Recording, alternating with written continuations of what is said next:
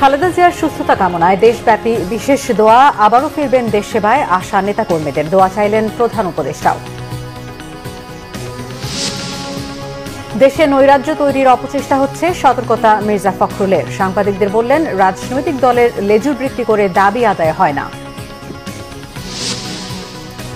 তৃতীয়বারের মতো দলের আমির হিসেবে দায়িত্ব নিলেন ড শফিকুর রহমান। ক্ষমতায় গেলে সর্বদলীয় সরকার করবে জামায়াত, ছাত্র নাগরিক সমাবেশে ঘোষণা। আসাদুজ্জামান কামালকে দিয়ে শুরু হবে প্রত্যর্পণ, বলেছেন প্রেস সচিব। আশা করছেন শেখ হাসিনাকেও ভারত থেকে ফেরত আনার।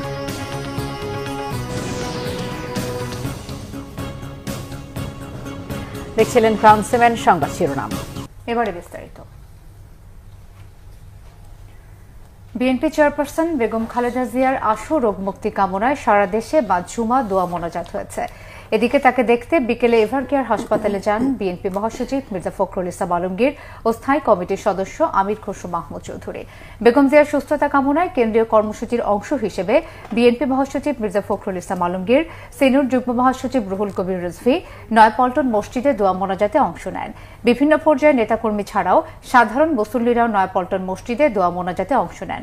পরে মির্জা ফখরুল বলেন, অসুস্থ হয়ে গত দুদিন ধরে হাসপাতালে চিকিৎসা নিচ্ছেন দলের চেয়ারপারসন। চিকিৎসকদের নিবিড় পর্যবেক্ষণে আছেন তিনি।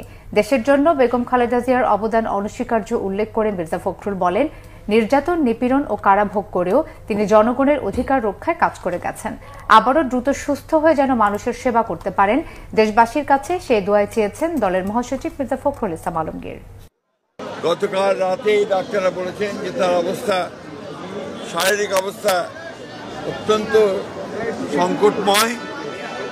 সেই জন্য আমরা আমাদের দলের পক্ষ থেকে এই গণতন্ত্রের নেত্রী, গণতন্ত্রের মাতা দেশনেত্রী বেগম খালেদা জিয়ার রোগ মুক্তির জন্য সারা দেশের জনগণের কাছে জুমা আমরা দোয়া চেয়েছিলাম।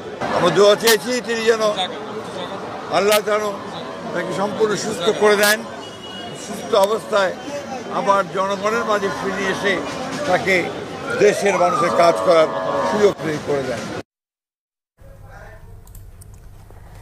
বিএনপি চেয়ারপারসন বেগম খালেদা জিয়ার স্বাস্থ্যের খোঁজ খবর জানতে আমাদের রিপোর্টার শুভ মাহফুজ আছেন এভারকেয়ার হাসপাতালের কাছে। কথা বলছি তার সাথে।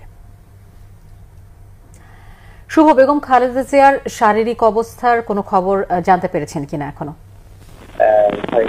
অবস্থা খুবই সংকটাপন্ন, আসলে তাই আমরা এখানে আনুষ্ঠানিকভাবে কোনো তথ্য না পেলেও এখানে যে দলের নেতাকর্মীরা অবস্থান করছে তাদের কাছ থেকে আমরা